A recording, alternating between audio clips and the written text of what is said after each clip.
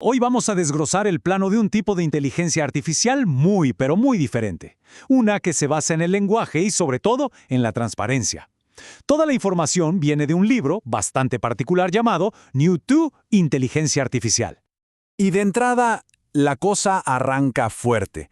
La historia comienza con esta premisa, bastante dramática, sacada directamente de la fuente. Un creador anónimo lanza esta declaración.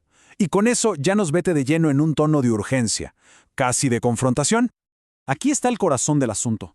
La afirmación es que este diseño se desarrolló y luego, por alguna razón, fue neutralizado, justo mientras los sistemas de caja negra que conocemos hoy empezaban a dominar.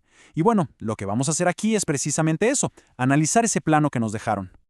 A ver, profundicemos un poco. La tesis central de este creador es, digamos, atrevida.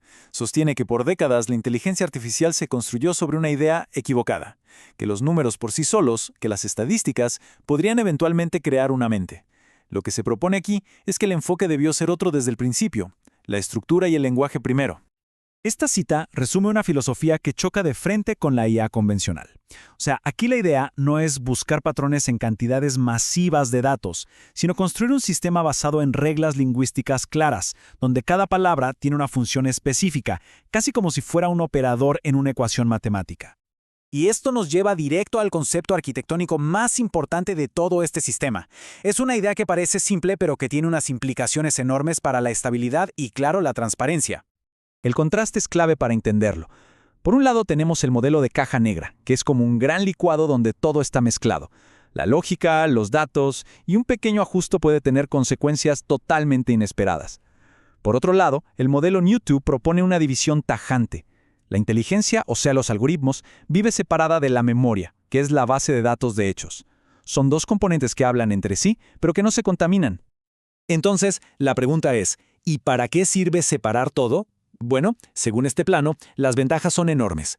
Primero, estabilidad, porque cambiar el cómo piensa no destruye lo que sabe. Segundo, flexibilidad, para poder corregir un dato sin tener que reentrenar todo el modelo de cero. Tercero, velocidad, porque los equipos pueden mejorar cada parte por separado.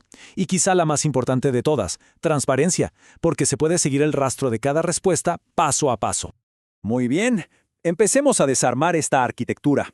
Vamos con la primera mitad, la memoria. Y ojo, no hay que pensar en ella como una simple lista de datos, es más bien como un mapa muy bien estructurado de la realidad. Esta memoria se divide en dos partes que se complementan. Primero, la base de datos taxonómica. Pensemos en ella como si fuera el árbol genealógico del mundo, donde cada cosa tiene su lugar exacto. Y segundo, la base de datos de entidades, que funciona como un diccionario universal, definiendo una sola vez qué significa persona, qué significa ciudad, etc. Para que quede súper claro, miren este ejemplo. Si quisiéramos ubicar a Lionel Messi, el sistema le asignaría una especie de dirección precisa en este mapa del conocimiento.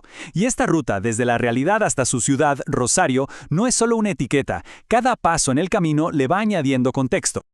Y aquí es donde la cosa se pone realmente interesante. A esto se le llama herencia. Como Messi está dentro de Rosario, automáticamente hereda las propiedades de los niveles que están por encima. El sistema ya sabe que su provincia es Santa Fe y su nación es Argentina, sin que tengamos que decírselo una y otra vez. Esto hace que todo sea increíblemente eficiente. Ok, ya vimos la memoria, que es el qué sabe el sistema. Ahora pasemos a la otra mitad, la inteligencia, o sea, el cómo piensa. Aquí es donde vemos cómo la máquina procesa el lenguaje para poder usar ese mapa del conocimiento. La pregunta del millón es esta. ¿Cómo se pasa de una pregunta hecha en lenguaje humano, así, normal, a una acción concreta que una máquina puede ejecutar? Bueno, la clave está en que el sistema trata el lenguaje como si fuera código.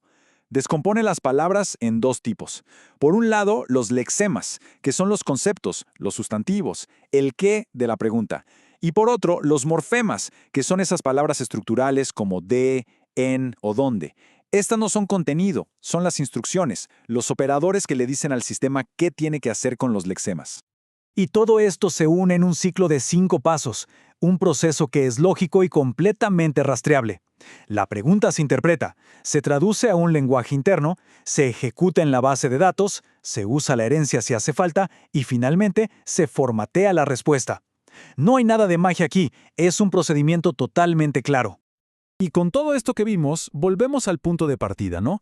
a la gran promesa que motivó este diseño en primer lugar.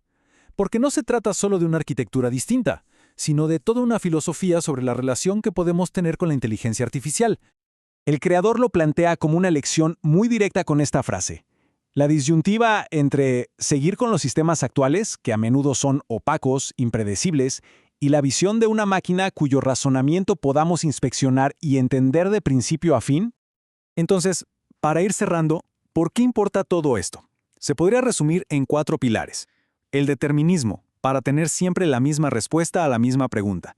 La trazabilidad, para poder auditar cómo llegó a una conclusión. La eliminación de alucinaciones, porque las respuestas están ancladas a hechos reales. Y, en definitiva, la búsqueda de claridad en vez de una especie de magia incomprensible. Al final, este análisis del plano de Neutron nos deja con una pregunta fundamental para el futuro. El camino que se elija va a definir no solo cómo funciona la tecnología, sino también cuánto podremos confiar en ella. Y la pregunta queda en el aire. ¿Qué futuro se prefiere? ¿Uno basado en la fe o uno basado en la evidencia?